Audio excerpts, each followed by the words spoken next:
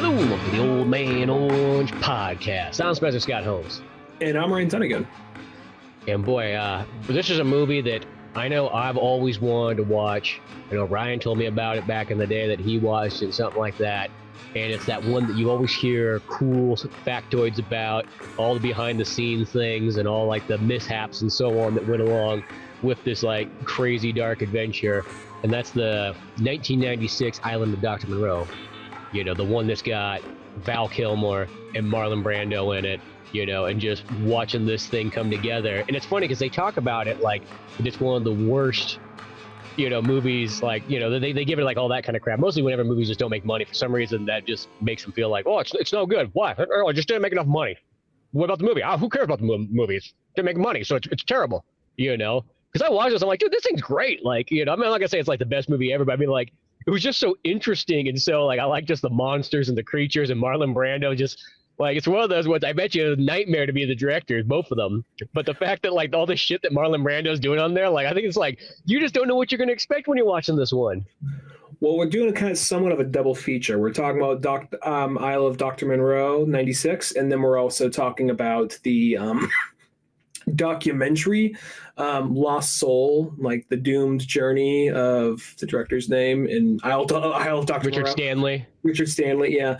Which is one of those things, because, yeah, this is one of those movies. I knew of it, that I heard people saying it's one of the worst movies ever. I'm like, is it really? And then I watched it, and I'm one of those people, I'm not sure, I don't think I liked it as much as you. I like the movie.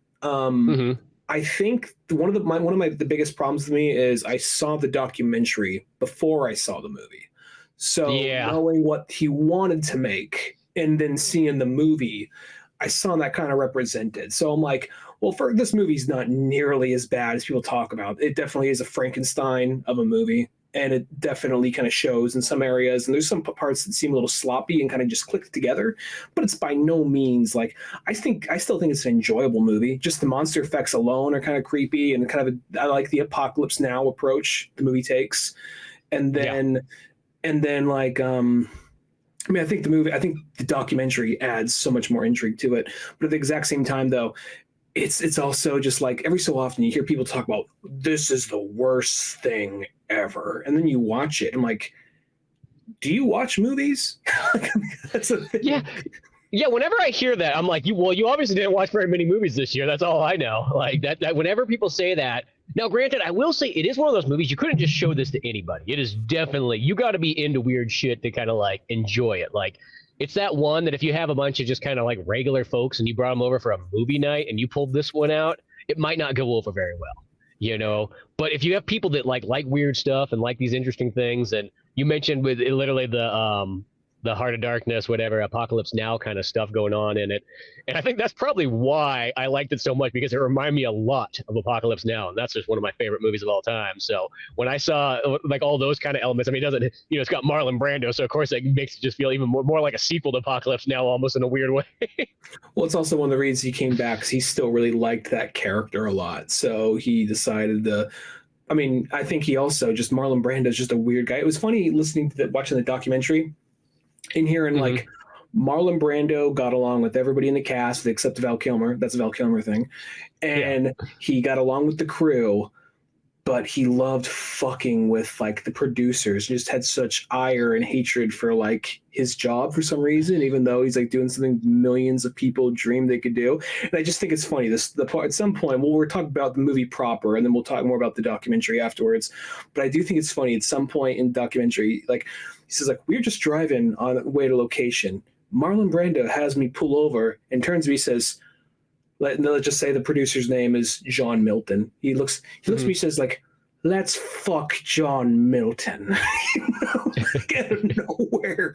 Like, what? Like, let's fuck him. Like, just because he could. Like, he could just like call the shots and just bring this thing down if he wanted to. Well, that was the thing. Is like, yeah, because it was. I think that was the New Line Cinema creator guy. And stuff. So the fact that he's just like, yeah, Marlon Brando's just, and it's amazing that people even hire Marlon Brando. I really have to say, it's like we know that he's been like the toughest guy in the world to deal with. I think people like to take the challenge. I don't know if it's one of those ones. You know, you got to say you worked with Marlon Brando, but I think there's some people like, I could take him on. Yeah. Everybody else was a bitch before me. I'm going to show him that I could show. It never works out. Marlon Brando runs the show. That's you're literally, he's the king of the castle. It's kind of like, it's not exactly the same. It's not the same thing. It's kind of, it's somewhat similar though. I think that he's running off the goodwill of like 5 classic movies, and he's just able to coast on that. And as long as he turns out a good performance, you just got to take it. You just got to shut the fuck up. Like because I honestly think, like, it's making a weird comparison here. Not that they all suck, but it's like, every Pirates of the Caribbean movie is just coasting on the goodwill of the first one. let's be honest. Yeah. It's really the first one. Like, maybe this will be as good as the first one. Maybe, you know? And then, so I think Marlon Brando is kind of doing that thing. Like, he's going to bring in, Godfather, Superman, you know, all this. I think that people are just like, he's going to bring it. He's going to bring it. Like, oh, he's going to bring it, but he's going to make your life living hell in the process. You know, everyone's going to say, Marlon Brando's so good. And the director's like, shut the fuck up. Yeah. Well, the interesting thing too is, like that Richard Stanley guy who was the original guy as the director on there, and that's what the documentary kind of generally the main focus of him. Dude, like those first 2 movies that they showed that he made, like Hardwire, and what the heck was the other? The other one was like a Western horror. Like both those ones. Dust Devil. Yeah, I'm like, dude, those things look badass. And I looked them up, and they're next to impossible to find. And if you find a DVD, it's like $200. It's like, okay, well, I gotta go deep diving for this. So this guy. Literally his own movies are like buried out there in like the desert with E.T., but they looked awesome. I was like, man, that guy actually had some movies I really wanted to see. And so I'm like this, and he seemed like a kind of cool guy. I think the downfall is that he kind of got thrown in this project. It's like, cool, I'm going to do this. And then all of a sudden, like New Line's like, you know what? Let's utilize this project to make our big blockbuster. You know, we're going to make a Kevin Costner sized movie. And I felt like, oh, well, that's probably where the dude just got screwed over, because that's what it just seemed like. It seemed like the second that the stakes kept getting raised farther and farther and farther, I'm like, dude, you just got this dude who made 2 independent films, and all of a sudden you're like giving him like, you know, the biggest keys to the castle. You know, New Line's trying to go hardcore. You got both Marlon Brando and Val Kilmer, who's pretty much at like the top tier of his like, you know, fame. Well, it's also something to the effect of like, they talked about, because they interview everybody, not everybody, there's some people there's a couple of questions. They don't got you know, Val Kilmer or Marlon Brando. Yeah. Well, there's some questions that weren't even brought up, or they didn't even answer. Maybe I missed it. Maybe we can circle back, but I'll get to that later. But just for this, before we go into the main movie, yeah, it did seem like a situation where the guy had a weird, crazy vision, but a weird, crazy vision you could possibly pull off like a first Ninja Turtles like budget, or even a like maybe like something more even than that. But then a regular New Line Cinema movie. Yeah, an average New Line Cinema movie, not this big bombastic thing. And they just threw this guy into that. Like, he seemed kind of rather unprofessional about it. He seemed like he wasn't sure. Like, it's like, I'm sure there's probably some things, there was a learning curve, but you guys just kind of threw this. He went in with a much simpler vision. You guys kept on making it bigger and bigger and bigger. And then on top of that, like, I honestly think there's like a lot of the producers and a lot of the like production people they were talking to, they all seem pretty cool. There's only one guy that seemed like a real fucking dickhead, and that was the dude, I don't remember his name, but he's the dude like in a crimson button-up shirt with like gray slicked back hair. Like, that guy was that the guy who was like really, like, he was really animated in a sense when he talked? He could be. He was kind of more like he was the guy who really did not like Richard Spencer from the get-go. He was the guy who's kind of like came in, he's like, you know, Rich, he seemed kind of like a weird guy. And then, the New Line Cinema owner. Is that the New Line Cinema owner? He had kind of gray hair, slick back. Yeah. He was like, I mean, I kind of get it, because like once the money started getting rolled up, and you're like, shit, we really have like an experimental fella on our, you know what I mean? I think I don't think, because at first it was supposed to be like an $8 million movie, and then once they put Marlon Brando in there, that felt like, that's where it kind of starts. Is the Marlon Brando and the Val Kilmer. It's one of those movies where, if you would have just had some maybe like B-lister actors instead, that, you know, it might not be as fun as we sort of got, but you could probably have it like that way. It would be a much easier project. And I think that was the thing, is then he got kind of cold feet in the sense. Well, at the same time, I also think that's more of a him thing. Like, I also think it's one of those things. He seemed kind of like one of those guys because every so often you'll like, I've seen enough like documentaries where this is where this thing went bad, and there's always like the money guy who like blames every other. He'll find one or two people to blame and just zoom in on that. And obviously, it was so much more than just that. But just because he seems like one of those guys who just like he likes money, and maybe at one point in time he likes film, but he fucking hates artists. Like someone comes in a trench coat and a brimmed hat, and he's like, fuck, you know? Like he's like, shit, he's got a fucking vision. God fucking damn it, you know? Or it's like, because he was like saying to me, he's like, I already didn't take a liking to this guy. And then he was like, anything like, I mean, there was a big fucking tsunami. This fucking asshole. There's a fucking tsunami. This fucking dipshit, you know? They only had 1 week to get this thing rolling. This fucking asshole, you know? and then like at some point, like, I'm exaggerating a little bit, but then like, cause he just seemed to kind of like really hone in on the guy's lack of professionalism. It's like you guys kept on making things bigger and bigger and bigger. And then you were already trying to swap him out and all this kind of shit. So I kind of like, I mean, he didn't seem like the worst guy in the world or anything, but he seemed like a real fucking prick, like a standard kind of like Hollywood producer type, you know? Yeah, I mean, I saw him being a little bit more realistic. I feel there was a producer guy that had like the blue and white checkered shirt. That guy seemed like the most like, because he's like I wanted to like Richard, but he would do weird things, like he wouldn't show up to meetings, and I was like, dude, they're not going to come to you. You got to come to all these things, and you could kind of see that guy was like, I was giving him the college try. You talk about the Australian dude or whatever. Maybe no, he wasn't Australian. This guy I think was just American. He had like white hair, glasses, and he had a checkered shirt. Was I think the best, a blue and white checkered shirt. I want to say I watched a documentary last night. I'm trying to piece these all together, but that dude seemed like he was kind of like a realistic, like, hey, okay, like we're giving him a chance, something like that. And once he started kind of falling apart, because it seemed like that was the thing, is that I think it's almost like if you gave Kevin Smith this movie like right after doing Clerks, that's like almost the way I kind of looked at it. Like, you can't just do one or two indie movies and then all of a sudden be like, here you go, here's the biggest movie ever, like. That almost never works. I mean, that's kind of even like Alien 3 with what's his face? Fincher. Yeah, Fincher, because I think he only had one or two movies before that one, and that kind of was like the same thing. It's like sometimes there's probably examples where it does work out, of course, like many other things.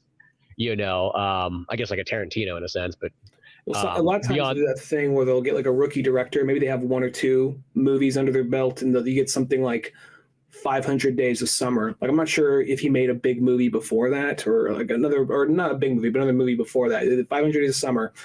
And then like people liked that movie. It's a movie people recognize the distinct style. Let's grab him and we'll say we can coast off. We got this distinct style, this vision, yet it's Sony. And he's going to do whatever the fuck we tell him to for the Spider-Man reboot. So you get something kind of like that where you don't even see the director in the work, really, Yeah, no. And it's one of those ones like, because the cool thing in that documentary is it shows kind of like the initial plans. And I guess like the thing too is, the Dr. Moreau thing, like just to give an overall idea of the synopsis of like what kind of goes on in this movie, is there's this one dude who's trapped out at sea. He's like, there's like three of them left, and they're pretty much fighting over like the last bit of fresh water and food and so on like that. And they get into a scuffle, and two guys fall over and get eaten by sharks. And it's kind of like, oh, good. That all worked out for me then. And then he passes out, and then Val Kilmer just picks him up in his boat. He's like, hey, man, take you to the island. Cool. We'll get you out of here whenever we feel like it. It's all going to work out. Oh, that's nice. This Val Kilmer guy seems like a real nice fella, And then in the process, he finds out that there's this dude, Dr. Moreau, on the island who's like, society shunned me for my scientific experimentation, so I just brought it out to the island of, Queensland, and that's where I've been working for 17 years, which I thought that number was kind of a weird one. Like, I felt like he should have been like, oh, he's been out here for like 37 years or something like ridiculously longer. But even still, so there's just all these experiments where he's been making hybrid human animaloid creatures or whatever. He's literally making animorphs out here before, animorphs was a thing. And like the thing is, I guess the book, I never read the H.G. Wells book, but I guess you say, oh, look, it's a man who's also a dog. But in this, they don't look just like, oh, look, a dog that walks on his hind legs or whatever. They make it look like they're deformed. They look like it looks like it hurts to breathe, he's still like, this is as good as it's been, and this is like, we took 47 years to get to this point, and this is as far as he's gotten. Yeah, exactly. And I picked up the book. Actually, I found it for 99 cents on Amazon. I'm like, yeah, I kind of want to read it. It's actually like under 200 pages, so that it's like, okay, you can get this done. And I'm interested just to see where that book kind of goes with this. And then there's two other movies that generally two main movies that came out. There's like The Island of Lost Souls in 28 or 32. And then there's one in the 70s too, that they said like it has Douglas Fairbanks, I think, in it. And they said that one was like one of those ones like it should have been cool. Like the 32 one was pretty solid for what it was. And then they said the 70s one was kind of like, they just didn't go far enough with it. So the whole point of this one was like, we're going to take it real far this time. And like a point, yeah, because like Richard Stanley said he was disappointed because on the cover it shows like the transition of like a lady's face, a pretty lady's face, to like a panther. He says, we never got to see that, so I'm going to do that for my movie. But then by the time his movie happens, we see a little bit. We don't see that full transition though. But so they get to the island and he's doing all these experimentations, and I think there's something interesting they do with some of the animals, because when they first show like the main villain, you do have a little bit of like I guess it depends on who you call the main villain. I guess let's just say hyena is the main villain. Yeah. When you first see hyena and he sees his friend the panther get killed, there is a little bit of this, like, you do see like his heartache, and you do see him, he's kind of like, what's the fucking point? Like right there, and like with all that prosthetic and all that makeup, he is very immediately just kind of like he's like, that's our dad. He's calling like, why is our dad hurt us? You know what I mean? But even though like I thought it was interesting because the whole thing with dogs, because most of his staff, most of like Monroe's right-hand men are like dog hybrids for loyalty, but even they kind of get a little bit more of like, I want to hunt, I want to kill, I want it. So when they give the opportunity to kill something, like, oh, that felt fucking good. Yeah, because for some reason Dr. Moreau's like a vegan out there on the island. He's like, oh, don't you dare eat my rabbits now. Don't be like Val Kilmer, that maniac. Fucking hate Val Kilmer.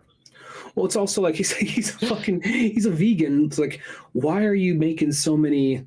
Like, let's make humans. Let's make like of every animal you can make a hybrid of. Why you say things that run on all fours and eat other things? Like, what you think you want to go like? Oh, rabbit people. I mean, dog people is like characters out of Sonic the Hedgehog the animated series, not like a bunch of predators. Well, you know what? I was trying to prove a point that you can get these predators, to become civilized folks. I was going to get them real jobs one day, and that's what it was. They were just going to integrate with society. Yeah, it would all work out. They can get a job at like Chuck E. Cheese. Before you know it, they'd be replacing those animatronics on stage. Yeah. Before they go feral and like attack a kid in the ball pit, Yeah. For like locking eyes too long. But then like there there's a thing with like the like how he, like, what was it? They had rabbits. Like he was just collecting rabbits out there, and like Val Kilmer like killed the rabbit so he could like cook it later. And then like when they're eating dinner, they're having like, oh, it's all vegan. Val Kilmer has like a full rabbit. You see all the animals going, oh fuck, just like staring at it like they're about to nut right there. And then like Kilmer, like Monroe's like, what the fuck? What are you doing that? What are you doing that? Like they didn't see me kill it either. It's just this thing that looks good. Like, it's all pissed off. Sorry, coming over a cold. Yeah, it's like one of those ones, but yeah, Val Kilmer's there. And I just feel like the whole time it's like both the character and Val Kilmer just feel like he's just there to like dick with Marlon Brando, because even Val Kilmer's character, as he goes on, I'm like, is he doing a Marlon Brando impersonation in the movie itself? Oh, he's fucking really committing to it. Like he's just being like, oh, I'm just gonna fucking like, fucking punk him in his own movie that he's in with me. When we cover more of the documentary later, this was the Kilmer versus Brando show. And even the guy who's the main character, that's a castaway, I forget that actor's name. Yeah. He wasn't even supposed to be that the main character, he was supposed to be well, first off, the guy who was originally supposed to be like the castaway was Val Kilmer. And then Val Kilmer was like, no, this is way more interesting over here. I think we should do this. So then he swapped places with the guy who was the castaway. Like, okay, so Val Kilmer is not the main character. He is the secondary kind of antagonist force, sort of, with the guy who gets to steal all the screen time. And then the guy who was the castaway, he bumped out like, yeah, fuck this. So I guess they had to do some reshoots or something, but then they don't even explain like that dude's side of the story of the guy who's actually on screen. So yeah, at least that's how I took it. Yeah. I think that dude's David Thewlis. Yeah, because I didn't really know he was the bad guy in Dragonheart. Oh, okay. I was like, he looks kind of familiar, but I couldn't piece anything together there. And then of course the other big actress we have in there is Fairuza Balk, Waterboy represent and all that stuff. The Craft, and she plays Marlon Brando's daughter, which she becomes the Panther Lady that was apparently also created in the 1932 movie, and they just like the Panther Lady so much that they've always kept that character like in the series. Well, it's kind of, I guess, a character kind of like how sometimes in comics they bring a character like Harley Quinn or something, or they take a plot line like Heart of Ice, like, that's so good, why don't we just like make that canon? So I guess they kind of did that, like, well, people like hot Panther ladies, so let's just bring her back. She's a staple, even though she was never originally there. Yeah, believe me, if one day they're going to have a character called Felicia, it's all going to make sense. Yeah, just wait and see. But yeah, that guy too. It's weird because the main character David or whatever his character's name is, we'll just go by his actor's name. I'm hoping that's who that is. I hope it's not one of the other guys in there and just he happened to get lower billing than everybody else. Well, was there something in the documentary? Because I feel like they just mentioned they brought him in and then they never talked about his experience. Didn't they say that like the other guy like left and they just never even talk about the other guy that came in? Yeah, well, it's weird because he wasn't in the documentary. You would have thought he would have been the guy you could have got. Not Val, of course, not Matt Marlon, because I think he was passed away by the time that documentary came out. Because documentary's a little bit older. Like I thought it was a little bit more recent. But it's like 2013, I think it was, because it was kind of tough to find. Like it wasn't just easy. Like I got it for free because I got free $3 from Amazon for watching a Mexican heritage Lego movie for like 15 seconds, and they gave me $3 for it. And then I used those $3 to buy the document or to rent the documentary. Mexican heritage Lego movie. Thanks for saying. It was pretty much it just showed all these little kids running into a room, and then they were like putting together Legos, and it was almost just like no whites allowed Legos. We're keeping Whitey out of this one. Keep your gentrification that way. But I was like, oh, cool, 15 seconds, $3, awesome. I'm gonna watch this Dr. Moreau documentary. Nothing. I'm not gonna spend it on anything Mexican heritage. I'm just gonna go straight to Dr. Monroe. Because I think that's what they wanted you to do. They were like, we're going to give you $3 colonizing an island. Yeah. Yeah. We're going to give you $3, and here's a list of like 30 Mexican, American heritage movies and stuff. You're like, never mind. Hold on. Wait a second. I can use this on anything. Well, yeah. No. Yep. There we go. Dr. Monroe. That's what I want to watch. That documentary. Because you can't. I couldn't find it anywhere. I mean, it was on one of those like ones of commercials, but God forbid I have to watch commercials. I'd rather just rent something. I'm like, commercials online, I feel like are even worse than commercials if it was on like TV. Yeah, sometimes they can be the worst, really. But it's just like, if you just tough it out, here's $3. Yeah, tough out this 15-second ad by Lego.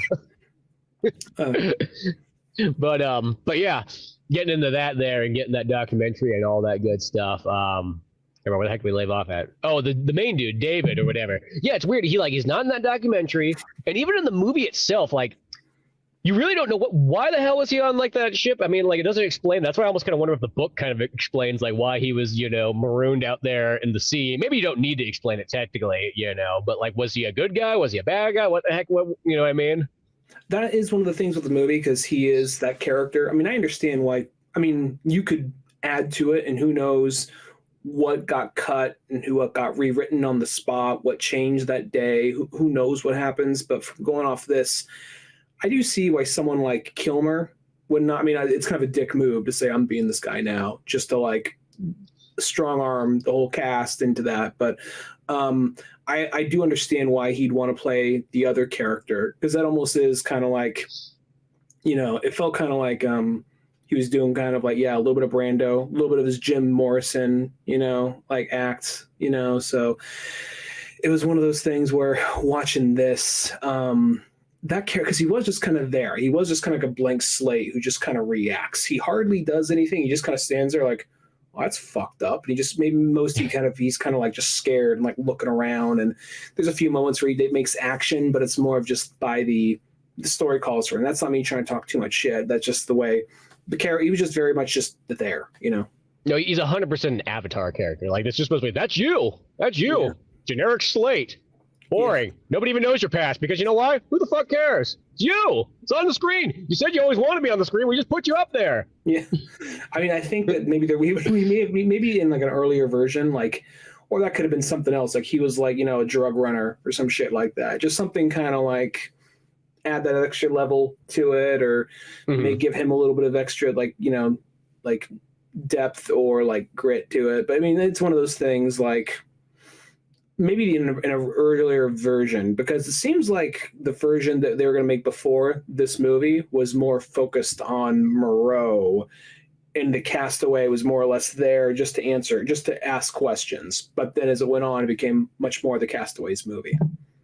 Yeah, well, and I think what happened is because one, like Val Kilmer, the reason why he wanted the other slot is because he didn't want to work there. He wanted to work like half the amount of time, so he chose that character because he, was greedy and lazy. Plus, well, he also gets all the best scenes. Like, there's some moments where he's just kind of there being quiet, but then there are other moments where he's like the star of the show. In all honesty, I kind of could see watching him. I could see Val Kilmer playing either of those characters, but I do see him very much being the like, I want to be the guy, like, because I feel like in that situation there would be that guy, just that total fucking Chad who's walking around with his shirt off, like, yeah, come get your shot, right on, like motorboats, like some like six-titted, like some six-titted pig woman, like, all right, here you go, and like, what, man, what? Like, I almost feel like that would be a guy there, and that would be played by someone like Val Kilmer, kind of like this Tyler Durden-esque kind of like, I'm just here going with it, man. Chaos and fucking, that's what I'm here for. And then like, but then I could also see him being the very kind of milquetoast, like, hero, like, what do you mean? What's this? Like, that kind of shit. Mm-hmm. Well, I mean, like I'll say, like Val Kilmer does like kill all the scenes he's in. Like, that's the thing, is he's there to, I think that's what, he wanted one of those ones where he's like, I can just do what? I can just choose scenery and be as weird as possible and so on like that. Yeah, I'll take that role. That sounds like the one. I think that's what it sort of was too. I think I get to work less and my role is not nearly as boring. Like, I want to go the full distance on the bizarre, one of those kind of things. I mean, granted, this movie's only like an hour and a half.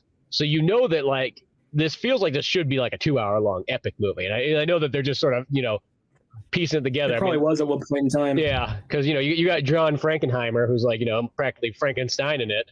He's Frankenheimer in it all together, like a mad doctor. We haven't mentioned that dude, but yeah, they had to bring in an old director guy to be like, yo, get this like thing back together. You know what I mean? He's like, I can handle this. I've done a lot of movies in my day. Look at my hat. It's kind of cool. It makes me feel like I'm part of Australia, though I'm not. What the fuck is that? Oh, it's a didgeridoo. Let me fucking break it, dude. This is a very important thing to my people. It's a very sacred. I don't give a shit. I want to break it. Yeah, I just love how he just goes in there. He just bites it like the typical. He's like that. He's like almost like the old guy dad who walks into like his son's like D&D thing and just has this look like, what the fuck's going on here, guys? Why are they in these fucking costumes? This is fucking weird. Well, Dad, you got to kind of run this for the night. You know what I mean? Like Tommy Stick and stuff like that. Like, you fucking brought me here? It's like, well, we're going to pay you well. Oh, okay, then I'll figure a way out. like Tommy's sick. You're all fucking sick. Look at you. Look at you. Stop doing so much goddamn fucking drugs and fucking. Like, oh, geez, people, what's wrong with you? And where's that director of the stupid hat? I'm going to go over there and slap the shit out of him for starting this thing. Well, that's another thing, because that guy seemed like he was just went there, like he was just a guy who rolled up his sleeves, just kind of like fresh out of the factory, just down over there, just being like, all right, like just like, what are you fucking making? Which there's sometimes that like you kind of need that blue collar like thing to get through the shit, but then like he was just like a fucking dick to everybody on set, to all the cast people in the movie. Ultimately, just for doing whatever the studio said, I'm a demo shot. You're like, he's like fucking talking shit to to the girl or whatever. Oh, for his bulk. Like, you're a fucking horrible actress. You're stupid whore. The whole fucking whatever. And then you cut back to everybody being like, fuck that guy. I hope he's dead. Fuck that guy. Fuck that guy. And you go back to the New Line Cinema guy who hated Richard Stanley. Like, he was a good guy. I liked him. Yeah. Yeah, he at least got the movie finished on time, and whatever. We made it through. So like that, but that's also like, I don't know, that's just, there's so many cues that gave me that guy just like, fuck that dude. I mean, he's a movie producer, so I expect that, or a studio head, so you expect that to some extent. But I do like the part when he was talking about, because at some part Marlon Brando was actively trying to like fuck with everybody, with the studio and the producers, and I do like what that guy's reaction, where he's like, Brando was pitching something the other day, like he's rewriting scenes on the fly. He's suggesting this. He thinks his character should always be hot and just not be ready for the heat. So he held up production so we can make like a bucket hat to pour ice in for his character. All right. And then he had this guy that he was going to react with the whole time. Like, are you doing a line of coke right now? Yeah, exactly. I'm getting the role for the movie. I just saw you go down. All right. Bump. Yeah, I had to be a part of like the whole experience. He ends up going in and like he says like, yeah, so Brando, like there's also this other guy who's supposed to have all these lines, but Brando likes the smallest man in the world more, so he bounces all his lines off that guy instead, and the guy doesn't even talk back. So there's all my dialogue, okay. And then this is like, apparently Brando had this moment where he says like, I think it should be revealed that I take my mask off, and in fact, I'm a dolphin. That's he cuts to the producer or whatever. It's like, that's when I knew I had to make a call.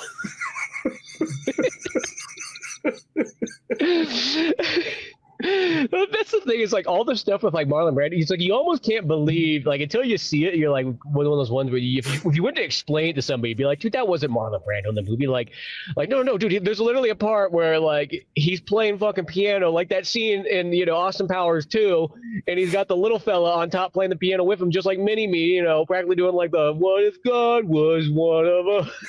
Everything.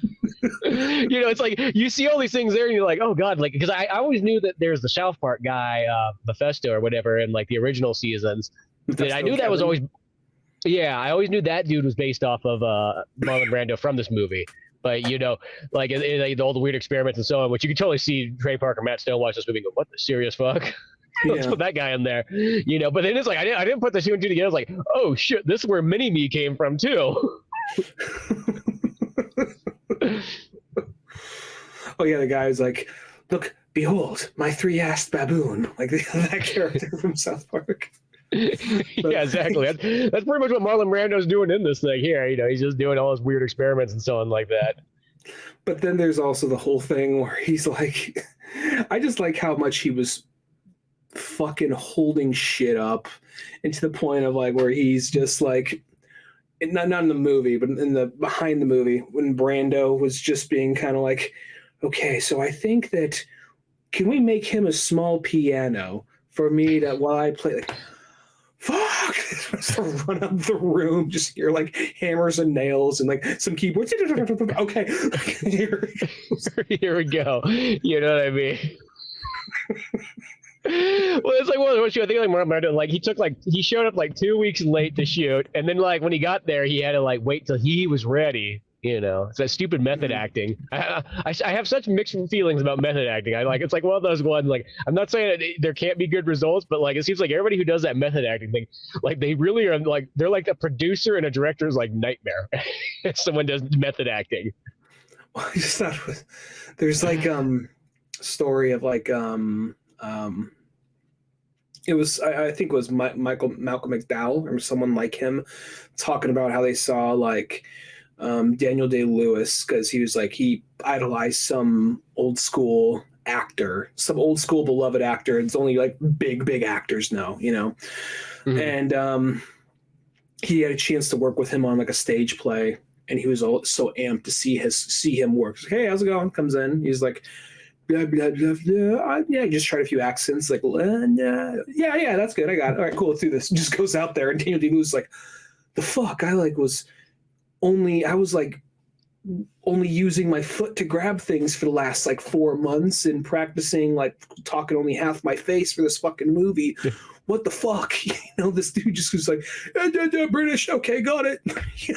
Yeah, that's what I mean. Like, to me, it's like one of those ones. It's like, it's like, especially that old fashioned director saying, where it's like that one where, like, you know, he's like, okay, I want you to cross the street. The guy's like, well, what's my motivation for crossing the street? Because I fucking told you to cross the street. That's your fucking motivation. Now fucking cross the street. Like, you know what I mean? Like, like it's one of those ones where it's just like, yeah, it's just like sometimes that stuff. It's like, I feel like that method acting, it's like a crutch. That's what I look at it like. It's like almost, if you can't just act with nothing, I almost kind of go like, it's a crutch that you need something. You know what I mean? You're equivalent of like somebody who's like, well, I can't put this together there unless I have like inspiration or something like that. Like, you know what I mean? Like, I have to have this object, or, you know, I have to have this special device. Like, that's what it sort of feels like, you know, I can't do it like alone in a weird way. And so, and I'm not saying that there's, you know, of course, there's definitely good results that come out of certain acting, things like that. You know, I mean, Steve McQueen did it as well too, but it just feels like so many times it's just like, just go up there and act. Like, go up there and act. But you can't imagine what this character is going to be like. It's like, it shouldn't be that hard. You know what I mean? Well, it's also just, you see some plus sometimes you hear like some of the method acting that people do, like that role was not worth that. Come on, dude. Come on. Yeah, sure, it was good, but it wasn't that, you know. And like, I'm thinking back on like Brando. I'm like, really? Because there is like, Brando's good, but he's basically, when he's old Brando at a certain point, he just kind of plays old Brando to a certain extent.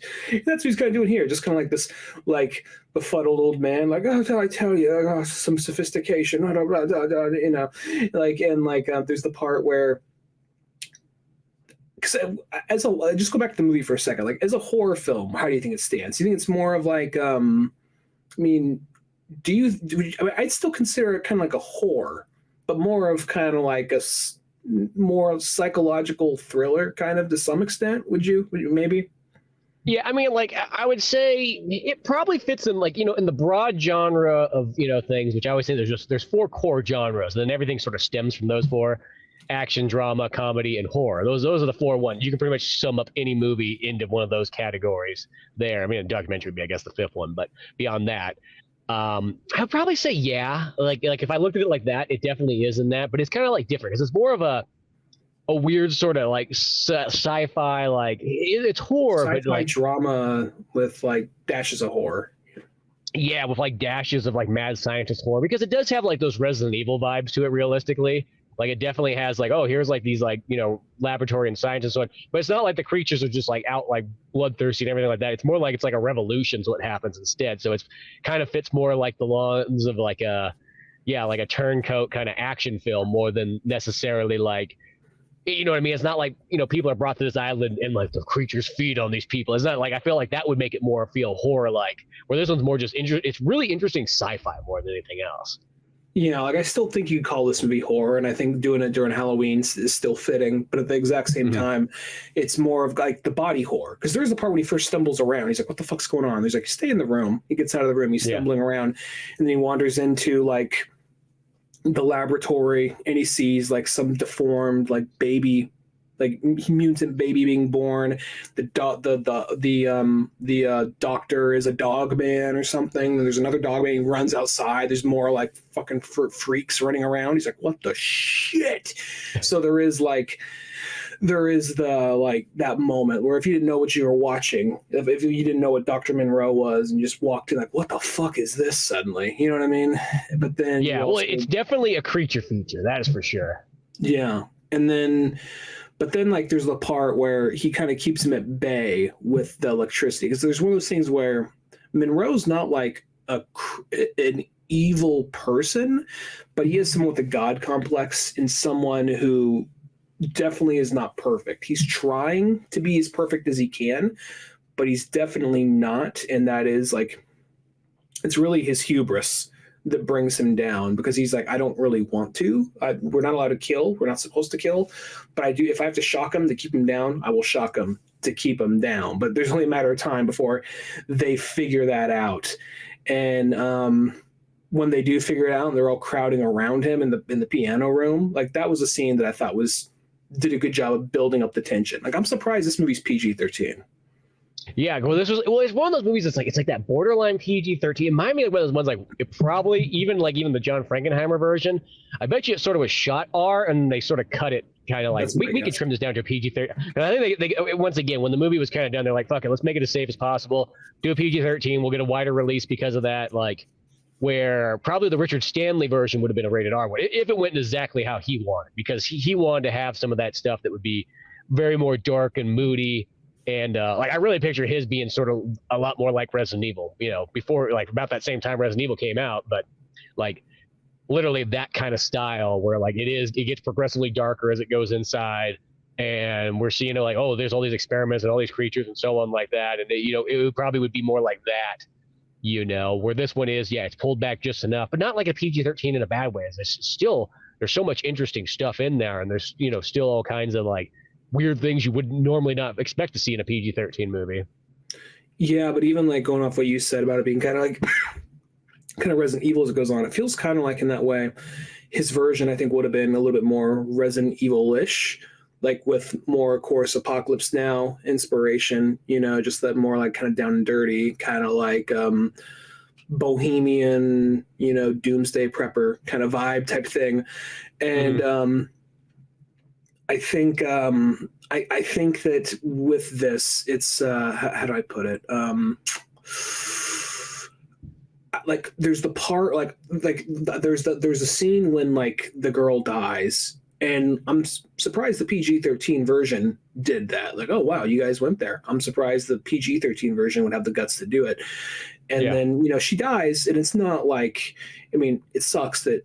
But it's not the worst way to go, because they talk about how she was going to die originally, and that is with the dog people catch her and they kill her and they slice her up and chop her up and they feed her and they cook her and they give her to like Monroe. And he realizes what happens to the dogs, something about dogs is they do have short memories, so they don't remember that what they cooked, what they did. So they're confused why their master they love is killing them, and just in a fit of rage. So it's one of those things like that probably would have been a hard scene to watch, but goddamn, that's like some fucking balls. I guarantee you, as soon as they got like, because at some point, like one of the dudes from like the dude from the Wild Bunch was on the script for this. And when they said that, like, that seemed like a weird choice. Like, let's get the Wild Bunch guy in. How old's this guy now? I don't know. But he'll figure out something for us. But that's something like that is like an interesting choice. And at the same time, because I know that Wild Bunch is one of my favorite movies, so I don't. But regardless, I don't have that dude's name off the top of my head. I think I know he's right here on the. Yeah, he's worked on. I think it's Ron Hutchinson. I'm assuming, because he's the other screenplay writer on there other than Richard Stanley. Yeah. I mean, I could click it and see what he is. He'll probably say Wild Bunch right off the bat. Oh, of course, that on this thing, maybe there's more than one writer on the first, because I see three writers like Ron. No, it's not him, because this guy's career starts in '77. Okay, well, I don't know. Maybe there's another Wild Bunch. Maybe I'm thinking maybe there's another Wild Bunch that came out after the '69 one. So no, I know it was a Sam Peckinpah, because they mentioned that in the documentary. Okay. Well, maybe he's an uncredited writer or something to that effect. But regardless, maybe he did punch up on it or something. Who knows? Like, I think I think there is a lot of places you can go with that, but I guarantee you, when they started like trimming scenes for the script, like, what are we going to shoot? Like, that is one of the first things you're like, no, no, we're not doing that. Yeah, well, because like the way they kind of do it, they almost do have this sort of like, because I even thought when I was watching the movies, I went movie first, then documentary second, and yeah, because they end up hanging through as a bulk right there, but they do it kind of like off screen, so you just see the shadow effect kind of go on. So it's almost a very like indie film style, like what they went with to save some money and make it kind of. And all I thought was like, I'm like, I bet you anything that scene was supposed to be much more violent. And I was like, I'm like, I don't know how it could have gone many different ways. It could have been like, tearing him up like that, but I was like, that could have been a really weird rape scene too. Also, I feel like depending on like how they want to go about it and how primal you want to make this movie go, because that's like the thing is like as this movie goes on, everybody just starts to like break into like Marlon Brando's like kind of like hold on it, because it's almost like he's got like a bunch of like 10-year-old children, and then they turn like 13 in a sense, and they all go fucking wild and insane. Goes Woodstock 99 real fucking quick. Yeah, it really does. They see Red Hot Chili Peppers for the first time and they can't handle themselves. Like, and that's where he's just like, Monroe's like, I was trying to go with the original Woodstock. I wasn't thinking this one. Shit. Even though that hasn't happened peace and yet. love, everybody. Peace and love and veganism. Oh, no, don't eat that. Oh, Blair and a Limp Biscuit.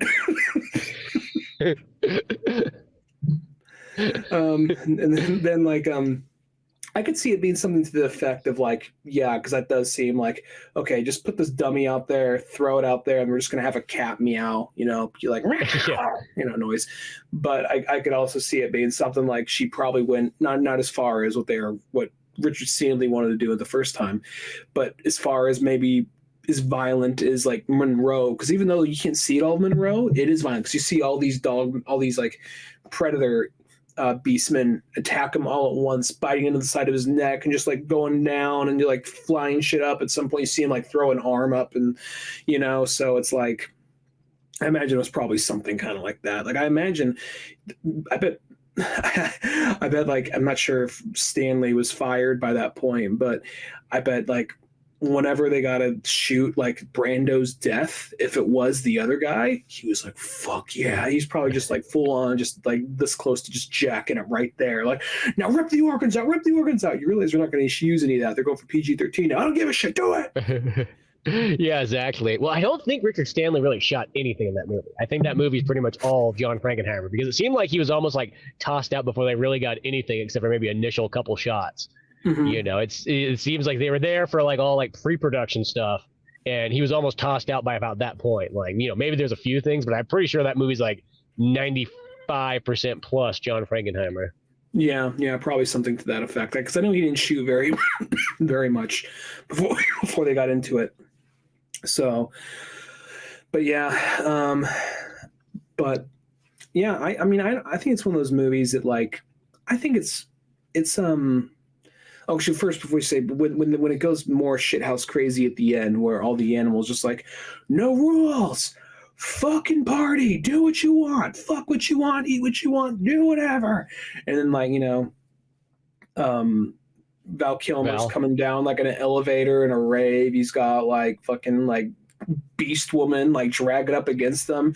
He's like, fuck it, what else am I gonna do here? Well, there's even a scene that's like early on, because I like that you see the progressive weirdness of Val Kilmer's character. Like he seems like the normal guy at first, but as time goes on, he gets more and more bizarre and so on like that. And he gets to that point where he's like, oh yeah, you know what we do? We shoot him up with a bunch of acid and whatnot, makes him fucking docile and calms him out a bit, And so it's just like all this stuff, and it's almost like he's like, yeah, I shoot myself up too because it's fucking awesome. Here, take this joint. Yeah, and then there's also the part where he's just like looking for this. Like, that just seems like such a like on the spot thing. He's like, "Are you looking for this?" And he's just wearing like the motherboard computer chip thing on his forehead, and he's just waving like the director is just like, that was not in the script, but I'm not even gonna just go. Yeah, not worth a retake. Yeah, well, those was even a part two. I think they were talking about the beginning, and I think it might have been still when Val Kilmer was the other guy, and they were talking about his intro or whatever and stuff like that. And Val's like, I don't know about that, man. Sounds pretty fucking stupid. Because like he just said it like mid-cigarette puff. Well, it's also something. I just did Batman Forever, so you can't have me doing anything dumb. Well, it's also the point where he comes in. He's all like, well, there's the guy who was going to be the assistant to Monroe, whose part got smaller and smaller, and he was like, I think he was like a German dude, and he goes, he goes in there, he says like, hey, I saw you in that movie Europa. You were really good. Oh, thanks, man. Thanks, man. I really appreciate it. By the way, if it's gonna be between any of us on this film, it's gonna be between the two of us. Between two of us, it's gonna be me. He just walks out like, all right, I was getting dog makeup on my fucking face. I don't know what he wanted me to say there. And then there's a part where like Brando, like he's just like, oh, so you're the German actor. Like, oh yes, I'm the German actor. This is the last time I ever spoke to Brando. And he says like, and he said something to me. Like, what? Like, I think I heard cat and day in there. So I think you're trying to say cat on a hot tin roof. I'm like, no, I think, and he's like, no, wow, what are you talking about? What are you talking about? Like, no, you don't speak German. And then he's just like, and then he says like, then he says like the gibberish to like the lip to the smallest man in the world, and then he's like, yeah, cool, whatever. And he's like, I like this guy. And from that moment on, he was his best friend. So maybe if I just like, yeah, totally, I would be, I'd be his best friend. Yeah, that was like the thing. It was just like the test. This dude almost looked like he was like a stand-in for Carrie Elways. That's what I sort of thought when I was looking at this guy. I'm like, that's who this guy looks like he could have been. Who's Carrie Elway again? Robin Hood and Men in Tights. Oh yeah, definitely. Like, didn't he kind of have that look? Because I was like, I think that has that look, and so on. But yeah, I just love how Marlon Brando almost like just reminds me like he started talking like he was like Jesse Ventura. Like, what, you don't know? Like, what, you're an idiot? Like, no, I wasn't born then. Like, I don't know how you expect me to know all this stuff. Like, that's how Marlon Brando sort of came across. Like you know, like you don't know German perfectly. I just fucking made up. Yeah. Yeah. Like he was literally like Brad Pitt's character in Glorious Bastards. Like, and I speak German the best out of everybody.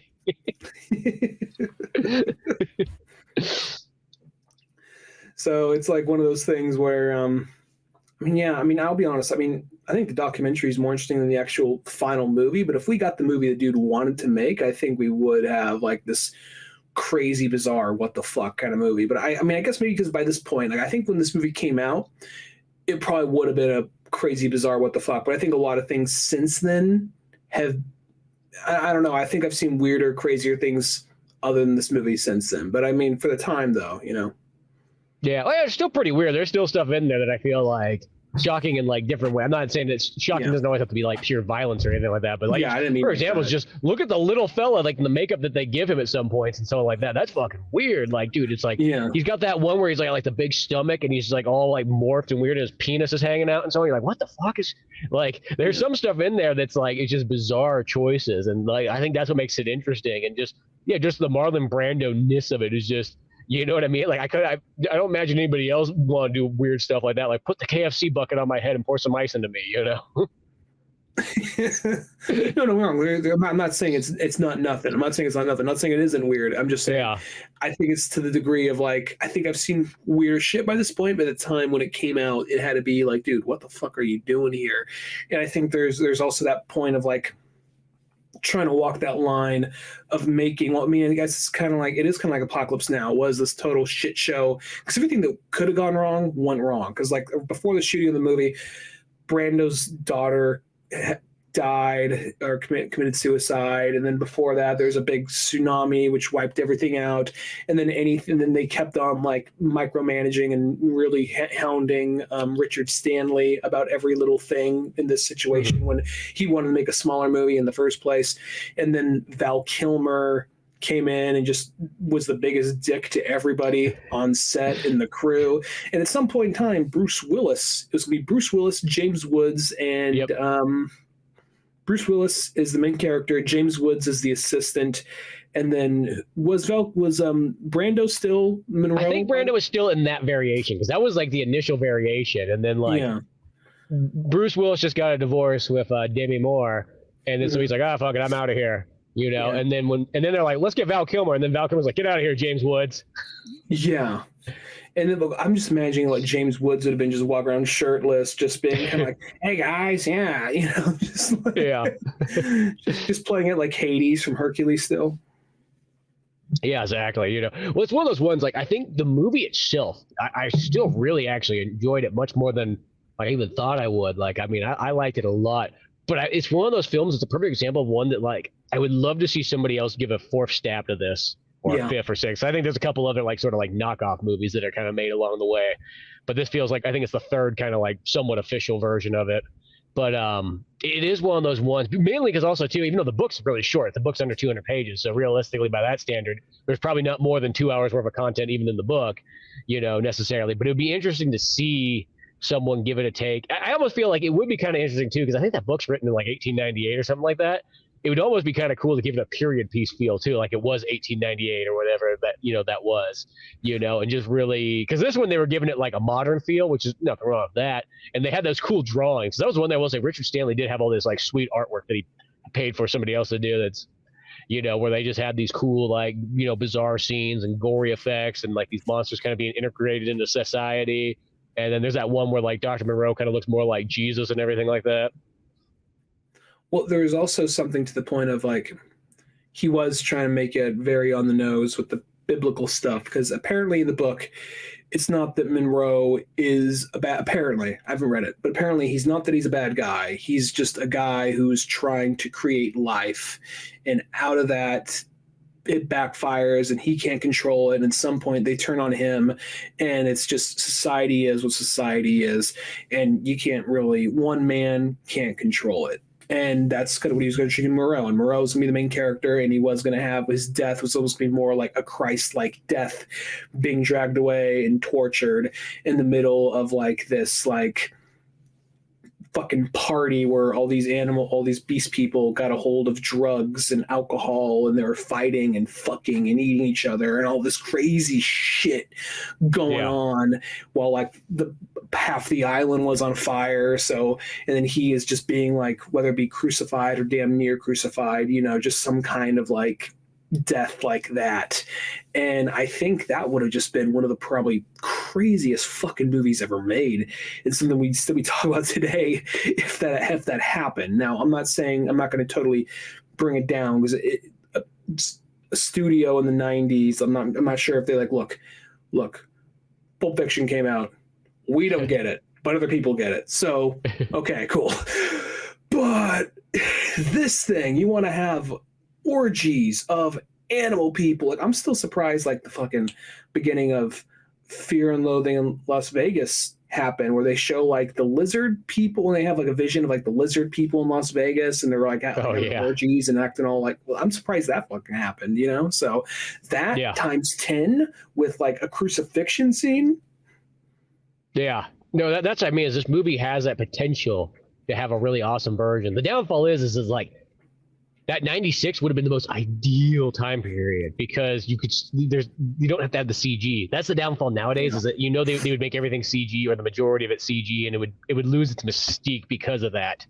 And this thing needs to definitely be 100% like prosthetics and creature effects and all that kind of stuff. I mean, this movie has Stan Winston's team involved in it and so on like that. So like that's why you're getting such cool looking monsters and everything like that. That's the thing, is it'd be a tough one to make nowadays, but if you had the right director who actually had that passion for making old school cinema, I think that it's definitely one of those ones that I would like to see more like stuff of this, even if it was in other medias too. I always kind of thought too, I'm like, I know they showed that there was, of course, like a 70s Marvel Comics one of this, but I kind of wonder, I'm like, this might as well as ones if you'd found like some Dynamite or something like that would have some kind of cool version of like, based off the book, but here's the comic book version for you because you don't want to read. Yeah. Why do you think it's something we forgot to mention in the documentary? Richard Stanley is doing like, because he's a really out there dude, and he's like, I have a friend who's involved, and he says it all so casually. I have a friend who's involved in witchcraft. He performed a spell for me, and then he's going on, and he says like, well, as it turns out, the night everything went bad, that's also the night my friend who performed the spell had a horrible accident and his fan was in the hand he did this spell with because he cut himself with a curved dagger. It's like it was infected and all these things. And like, and I have a friend, I have a mother, my mother's friend lives in Ireland, and for some reason she saw a hyena. There's a hyena in my movie. What is going on? Is this a sign? So it's just crazy ass shit. Well, because he's like that guy that was kind of like, he's in that same, I guess it's almost like he's going for the weird, like mysterious director kind of thing, almost no different than, what's his name of Ed Wood? Talking Batman, Tim Burton. Tim Burton. I don't know why I was drawing a blank on that, but yeah, like he's almost kind of going in that kind of thing, and that's probably why he sort of got chosen. He's like, oh, he's kind of like seems like another Tim Burton guy. Maybe like we can, that guy made us a lot of money. Let's see if we can get this weirdo to do that too. And then like as he gets older, he kind of always has like a weird, almost like Robert Rodriguez look too. He looks like knockoff Robert Rodriguez, even though I know he came before Robert Rodriguez. But I just like the idea though that just like look at these fucking goths and their trench coats. I mean, I fucking hate them, but they make us money, so yeah. Bring them in. Don't let them get too within arm's length of me because I just might strangle them because I hate the creative. But at the exact same time, they make money. So sure, just keep them on a fucking leash. And then something about Burton though, because I feel like Burton and this guy would hang out, and Burton's like, this guy's cool, and then after a while, like, this guy's too fucking out there. This guy actually, he believes in witchcraft shit. I like to make silly cartoons with like stripes and put Johnny Depp in silly hats. This guy, this guy's calling the devil to make this movie happen. Yeah, exactly. As I said, like those other two movies he has look so interesting. Like I'm like one of those ones like I am very interested to see what this guy does, because the weird thing is after this movie, like he totally was like, fuck it. Hollywood sucks. It's like, why don't you go do independent movies again? No, that sounds dumb. I'm gonna go walk in the mountains for a while. Like it's like, oh, well, if okay. he wants to do that, if I mean, he looks like he got by on whatever it is. He looks like he has a nice. Yeah, place, well, he must have. Well, he still got that big fat paycheck though, because they had to pay him fully just to get the hell out of here. And then that's actually the other interesting thing too, is that later on. He was supposed to get on a plane, and then like he didn't get on the plane. They're like, well, where'd he fucking go? Fuck it, who cares? Let's just keep shooting this movie. And then they realize it's like, dude, he's been like just like living out in Australia and Queensland area or whatnot. And then like one of the other, like I think it was like a PA or something like that. It's like, dude, why don't you just come to the set? Because he's like, well, I kind of want to see what it looks like. He's like, but I don't want to lose my paycheck. We'll just put this dog mask on and we'll just sneak you in. And then so he's just walking around in scenes in the background. Well, I do think it's funny because like it wasn't like you didn't call them up. They're just like on a hike one day and they're going down a river. You're like, is that the fucking director? Like, yeah. Like, what are you doing here? Oh, there's just like a house. I'm just chilling with this guy, and he has a bathtub by the river. I was getting ready to take a bath. All right. You want to come see the movie? Like, well, I'll lose my paycheck. Like, we got a dog mask for you. I'm like, cool. Like, and I like how the two guys are talking about that. They're so like, oh, I might, yeah, just come on down. It's not a big deal. Like, just those two like Aussie dudes possible. Just kind of be like, all right, yeah. I mean, we can get fired. You can get fired. You lost. We turned around, but want to see what it looks like? Yeah, okay. Oh, right, come on, get in the ute. Yeah. Yo, we're going down. It's gonna be amazing. Well, that one guy was like, he's like, yeah, I got fired 3 times. I went through 3 different jobs, but they just kept hiring me back because in Australia, who are you gonna get? And the other guy's like, yeah, he did. Just like and then John Frankenheimer's all like, oh, these fucking Aussies. I thought we defeated them in World War II. That's not them. Oh, well, we should have. I have to deal with all these guys and their jibbity doobities. You know what I mean? Like, they won't let me fucking break over their head like fucking El Kabong. I just like to imagine he sees one like just like a straight performer. He's just running over to it like, no, hide it. He's got such hatred for like ethnic like musical instruments. Do not let him get anywhere near a Peruvian flute band. Yeah, he's gonna Frankenheimer them up, but yeah, no, that's like one of the most interesting things. Just like, yeah, Richard Stanley's just going around. And I like what that one dude said. He's like, man, it was hot as fucking balls out and everything like that. I'm like, I was trying to make sure that we took breaks and got all the actors that were in costume and go get water, and they're taking their masks off. And there's just this one guy who never took his mask off. I'm like, that guy's gonna die on set. What is this guy, a maniac? Why is he so committed? And he also he was putting on a weird accent, like so we wouldn't recognize his voice. So he'd come up and say like, "Hey, good work. I saw you out there." Like, all right. I'm like, fuck was that accent? You know, it wasn't an Australian. You just Australian, wasn't British. He was just putting on some weird accent so we couldn't pinpoint him. And then like that, it was also funny when you hear about some of the Beast people and some of the crew people, like how they were just like, yeah, we were staying up in a hotel and it's just constantly a party. You know, we were all like stressed out. So when we went back, we partied. He bought a video game system. He bought a racetrack. You know, a little like. You think they're like, we're getting paid so good that we just started blowing money. And they're just like the lady who played like the pig lady. She's like, I smoked a lot of pot and had a lot of sex and a lot of.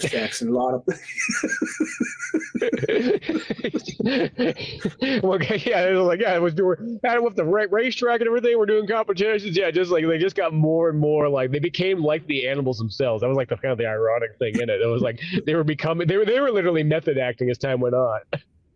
Like, I mean, that's got to be a bonding experience. You got to be like, you got to be being like some of the people paid the least on set, and then you see like fucking Val Kilmer holding everything up because I'm not coming out till Brando comes out, and that vice versa. And you're all sitting out there in costumes, like fuck this guy. And then like, oh dude, we got this cool like artsy witchcrafty guy who has a vision. We're part of that vision. That's cool. Oh, he's gone. Hey, you fucking dirty hippies, get the fuck out here! Like, oh, we got this guy we're dealing with now. And like, so that's got to be a real bonding experience for those people. I mean, I wouldn't be surprised if they're all still, if a couple of them were still friends. Yeah, exactly. Well, and they were getting paid good because I think that was the thing they said. They're like, yeah, our per diems were fucking huge, so we just had all this money to blow every day. I hope you get paid after all that shit. Yeah, exactly. Because that's the thing is the money was just, I think, being tossed around for that movie, and nobody just had any real idea what the hell was going on, And yeah, just chaos among the Americans, pretty much. But the rest of them are just like, yeah, whatever, let's just go. This is what we're doing. And see, that's the other thing too. I feel like that's like that kind of stuff. Like that's like that last generation of time period where people could just be ridiculous like that. Because nowadays it'd be like that happened to be like, oh, you guys are fired. We're getting some union workers. Get out of here, you Australians. Well, I could also see it being something to the effect of like like, I'm just imagining just like all these Australians being like, yeah, a gig's a gig, man. I was just coming in. I just do some stage plays every so often. And then this happened, just coming in. And then like, some people don't even do acting. They just, had an opportunity like, all right, let's do this. And, and then here comes like the most stereotypical American producers, most stereotypical American director, most stereotypical like American movie stars just doing this shit. They're like, fuck it, we're getting paid. Yeah, I think that's what it was. It's just like, oh, whatever, gig's a gig, That's like the ones, like for those kind of guys too, it's like, yeah, whatever, the money's coming in, who cares what you have to do? It's not my problem. At the end of the day, even if the movie doesn't get finished, big whoop, it's like, it's not my money right on the line. I got lots of pussy and a race car track. Yeah, exactly. But yeah, that whole movie just in itself, it's just weird because it's like that Richard Stanley guy. It'd be interesting to see if he would make movies again because it's just one of those ones, like he seems like one of those kind of guys that he should have just, taken a break and just said, fuck it, let me just go back to the indie circuit. I think that's where I'm supposed to be at. I'm not supposed to be a major Hollywood player kind of guy, and just go with it for like that, and not become that person who just becomes so jaded and bitter towards like the system because of one incident. I mean, to be honest though, I mean, it is one of those things like he was blamed for every little thing. So I understand why he would be jaded for that, but I'm not sure how much that follows you into the indie circuit. Who knows? Maybe he did try, maybe he couldn't. Who knows? Because you see a lot of stories about like these directors. They did one or two indie movies. They do something big, it flops, and then maybe they're just doing like straight to video movies or episodes for TV. Not that that's bad, but it's also maybe like, I don't know, it kind of happened. They're the ones where people do escape and they kind of just go back to the indie circuit and they get around, but who knows? I'm not sure how much that followed him or how much of like, because watching it, it's not like a really bad movie. I don't even like really, no. If it was so bad, it's not his version that got made. Well, that's the thing. Is like it's kind of weird because you would never even know his name's not even in the credits except for the screenplay part. So it's like the average Joe doesn't know anything about that guy, You know what I mean? Like if you just watch the movie, it's John Frankenheimer. That's the only name you see. Nobody thinks anything of it. So it's such kind of a bizarre. I think he said in the movie that he just said like, no, I was just done. That's it. I don't want to. You know what I mean? Like it's it. Done. Like I don't think he tried. I think because that was the thing Fruza Bulk even said. She's like, man, I ran into the dude. He even like shaved his head and everything like that, and he was just out there, and it's just like, well, that's kind of weird. Just like, are you gonna try it again? No. I'm just gonna go live in the mountains. You know, I mean, like, wrong if that's what you want to do. I do, but like, yeah, I did feel it's like one of those ones. Like I feel like especially even nowadays too. Like especially after that documentary, I can't believe there's not somebody out there be like, dude, let's give this guy another shot. Like, you know, like he made 2 really interesting movies at first. Let's see what happens. Yeah, they don't have to be a major motion picture. It could literally be an indie film. It could be a straight to DVD type thing. You know, it doesn't have to be, anything. Yeah, I get you. I just think it's also one of those things. Maybe after that, he's like, you know what? I want to write poetry and live in the mountains. He might be just one of those guys. Like I said, I had 3 movies in me. I made 2 of those movies. The third one didn't happen. Is what it is. I'm just gonna be like Kang in Kung Fu, go where the wind takes me, and I'm going to French mountains where they made their last stand, and like, all right, cool, all right, yeah. Well, and he probably got a big fat paycheck too from like the movie, so like he pretty much, those are those many things. If you play your cards right, you can live for the rest of your life off that. You know, as long as you don't blow your money, you can live forever on a couple $1 million. So just bought a nice house and living off the land, maybe. So yeah. I still think it's either way, even though I would have liked to see his version. I still like the movie that came out. It is there is like some choppiness to it, and there is some stapled together aspects to it, but at the same time, I don't think it's by zero means like the worst movie ever made. I don't know where that gets off. That just seems more like Hollywood, like gossipy bullshit, that kind of thing. Like, oh, well, didn't do that much, and I heard this, I heard that got the first director's a fucking freak. Worst movie ever. One of those movies.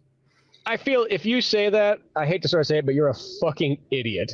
Like, no, that's not saying that like you can't personally dislike a movie, but if you say that that's the worst movie ever made, you obviously never watched any movies. That's all I gotta say. It's like I could find you 10,000 movies that are way worse than that, and that movie I actually think is actually legitimately pretty good. Like, it's not perfect. It is kind of Frankenheimer together, but like, it still was like way interesting. Still some really cool stuff in there. I think it's just one of those. It's one of the many things. It's like that dumb thing that like if a movie doesn't make money, it's like the Waterworld thing. That's what it kind of actually reminded me, because Waterworld's right at that same time period. And Waterworld, even though Waterworld made money, it's just the ironic part, but like since it didn't make money fast enough, they're like, it didn't make money. It's a terrible movie. It's not good at all. Kevin Costner's a terrible actor. Water is stupid. And you're like, that's not logical things. Yeah, but there's no money made, so it's not good. No money, no good. And you're like, sometimes it's like one of those ones like, how did you get this job? That's all I want to know. How did you get this far up the ladder? Because obviously it shows that it takes no skill and no talent to get that far up there. You know what I mean? Like, how many dudes did you blow to get to this point? Where are we at? Like, you know what I mean? But yeah, it's so weird that like, and I think people they like to say that because it's the clickbaity headline type stuff. If you put in the Hollywood Reporter worst movie ever made, people are gonna like, well, I gotta see what this article says. They totally buy into it. So that's what it is. It's old school style negative press to sell more copies of your stupid magazine or newsletter or whatever the hell you have. I don't want to sound like a little like artsy film snob, but it's even like, I think we all probably have a couple of I don't like have like a written down list, but I think we all, if you think about it, we have a couple of our most hated movies ever. And my most hated movies ever are never like a bad movie it's never a bad movie that was like amateurly made. It's like a full budget, like major motion picture that had every reason to be good, but fucking sucked ass. Like where they didn't give a shit about what they were making, or they were following a trend and didn't really there was no soul to the film. You know what I mean? And that's of course subjective, but that's always the worst movie to me. It's never, this is a movie that clearly, regardless of like how much of his vision is left over, it's clearly a movie that had a vision and was trying to do something different. Yeah, exactly. And that's what I mean. It's like a lot of times I always feel like whatever, like the movies that you dislike the most, it's always like a personal thing. Like, 'cause it's like, if I dislike a movie, it doesn't mean somebody else might not love it, and vice versa. Because I've known that many times when I say that I really like a movie, There's amazing how many times people will throw stones at me like I'm the fucking asshole because I like a movie. I like it. I didn't even say I disliked it. I like a movie, and people are like, oh, that's fucking stupid. And you're like, oh. I guess my three. I mean, I'm just saying off the top of my head. Like I don't have them like top 15 ready to go. Can't watch Mojo Countdown. But I guess if I have my three most hated movies, just to give some context of what I mean by this, it's like Day After Tomorrow, just because it's just up by the numbers, like global warming. We just learned about global warming, so we got to make a movie about global warming. It's scary, and all the characters are fucking flat, and it's gonna be like 10 minutes of CG. The rest of us is just huddled around like a fucking fire and running away from the cold, and people are gonna laugh at global warming because of this fucking movie and not take it seriously for the next 10 years because of this fucking movie. Now, I'm not putting it all on this fucking movie, but it's like. Good job to make something really serious and make it into a stupid fucking monster movie. Okay, whatever. And then there's Dragon Ball Evolution, which is like no one gave a fuck about what they were. I mean, I believe actors or maybe crew members gave a fuck, but then like I don't need to go into that one. And then not even Chow Yun Fat could save it. Not even Chow Yun Fat, And I believe Chow Yun Fat was putting it all in, putting his all in that. And then Project X, which was another like kind of like wasn't that the drinking movie where they're like, this is the most insane party? It's basically it was like a found footage movie, but where they had all these found footage movies about like horror movie situations or something, science fiction situations or whatever. Like, we're gonna do a found footage movie, but it's like super bad, but like found footage and girls gone wild, and it's just like this biggest party gets out of control, and these three fucking nerds are doing a fucking video on it, and oh my god, it's a game changer party, bro. It's like one of the worst movies I've ever fucking seen. It's like to me, those are movies that like had all the resources to make something, maybe not like the greatest movie of all time, but had the resources to at least be good, but they trend chase, and this thing is not trend chasing, and this thing does have vision. So that's why there's no way this movie, in my opinion, could be one of the worst movies ever. Yeah, and it's weird because that movie, I'll say the concept's not god awful. Like, it actually is kind of an interesting, but I feel like it just depends how you go about it. But the idea of like, oh, you could I see where someone would go, that's actually interesting. Nobody's ever done something like that before. Oh, you mean like do you mean like what are you talking about? No, I mean just about like oh, you just do it sort of found footage, but it's like at a party and so on like that. Like concept wise, just that element alone is like okay, nobody's ever done that. Like I will say it is original by that standard. But the movie itself just sounded like just kind of like it was basically almost like a Girls Gone Wild / like from someone's bullshit like go cam at a party combined with stapled together with like dumb gags, and then like three knockoff nerds from like super bad being like, whoa, what the fucking whole time, and then like, oh look, a girl's tits again, okay, cool, I like that, but it's not gonna save this fucking movie. So that's what I mean. Is like I feel like that's one of those ones. Take that same concept, but give it to somebody who could like make an actual shit. Like I'll just say someone like Kevin Smith. Like it was like a Kevin Smith character's party and just have me a found footage version. It'd be kind of weird, but like I think if you had more interesting style like that kind of stuff, and it wasn't just so like just doing like let's just slap like 3 different genres of stuff together. Like it was also one of those ones like say like Randall was fucking carrying a camera around, and like it's a weird bizarre movie, but I'm just saying like, and he was just filming shit, and you were getting it from like the Randall like point of view the whole time. That could be kind of interesting. I guess it could be, but I saw the movie and it felt like they just saw like their. Yeah, I'm not talking about that movie. I'm talking about concept. Yeah. Maybe. Yeah. I see what you mean.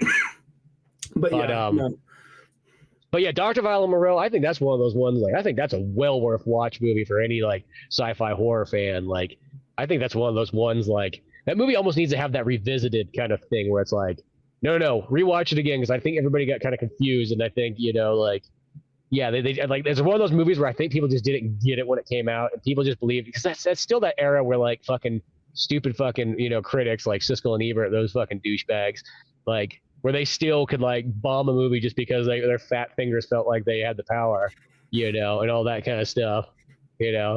So, that's always funny when like just looking at it. Like they're looking up to like the Roman emperor's box, and there's Siskel and Ebert with like the wreaths around their heads, being like, Yeah. My favorite one of that like that is like I love when like Roger Ebert was like, you know, like video games are not art, and then everybody was like right when the internet came out, so everybody's like, well, you know what? Screw you, Ebert, you fucking gay faggot! Like, they're like, hey guys, stop that! Yeah, you're probably gonna die from AIDS. Look at you, because it was like that time period where people just yell that stuff out, and it's just like I mean, they went hard on him when they called video games not art and so on like that. Whereas like I don't think he expected that to happen. like you know fucking art, you fat piece of shit. Go eat another sandwich. Like he was just like, well, people like to hear my words so much on my show. What's this? A venue to anybody. Hey everyone, I got some ideas. Yeah, and man, they went hard on him. I can't remember what book. I think it was like that. It was like maybe it was in the Mortal Kombat like history book that I read. It was in one of those ones. It could have been another video game history one. I've gone through a lot of them by this point, but I just thought like I mean, it was like when he was like towards like the end of his life and he had cancer. So of course people are like, oh, fuck you, I hope that cancer kills you. Because it's just a bunch of like 17-year-old people being like with like no like, you know what guys, he's an ass, but you know, can't be that mean. It's like, no, fuck him. I'm 16 years old. I'm gonna tell him who's the fucking man. Which it's kind of the thing about that is like, because you know he at one point in time was to be the edgier, more like surprisingly people would think of him as the well-rounded guy because he was somebody who did like schlocky action movies and schlocky horror films, and he didn't mind movies with violence. For a lot of critics of his time hated that shit on like at the spot, but there'd be ones where he really liked it and saw like there's a little bit more to it than that, and then he became the old man of like, listen here kids, like, oh fuck. no yeah he went kind of hardcore in that way and so on, but like I guess, you know, bound to happen at some point. Even when you are like the edgy guy, you're eventually going to shift positions and then become the guy that everyone hates. But yeah, we'll be as soon as this podcast goes on for another like however long. We might just be the outdated fucks at some point. You know, like, yeah. But I don't think. What's wrong with these people becoming friends with their clones? You know, your clone is there for your organs. It's not your friend. Don't get used to your friend. No, fuck you. Go out and make a real friend. Don't befriend your fucking clone because you're too afraid to go outside. Yeah, just you and your 6 clones jerking off and, you know, around each other like Bukkake style.